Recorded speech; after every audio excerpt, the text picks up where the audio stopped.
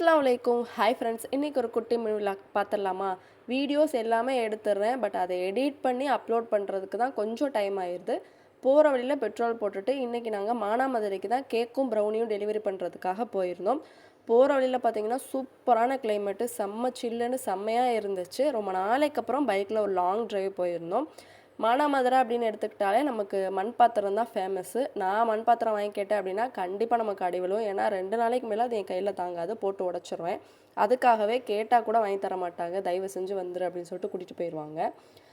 அன்னைக்குன்னு பார்த்தீங்கன்னா மானாமதுரை பயங்கர கூட்டமாக இருந்துச்சு. ஒரு பக்கம் கட்சி மீட்டிங், திருவிழா அப்படின்னு சொல்லிட்டு செம்ம கூட்டம். எந்த பக்கம் போனாலுமே அந்த பக்கம் திரும்பி போங்க அப்படின்னு சொல்லிட்டே இருந்தாங்க. அடுத்த பக்கம்லாம் இறங்கி ட்ராவல் பண்ணி போயிட்டு இருந்தோம். கூகுள் மேப்பை பிடிச்சி ஒரு வழியை கண்டுபிடிச்சி போகிறதுங்கிறதே நம்மளுக்கு ஒரு பயங்கர டாஸ்க்காக இருக்கும்.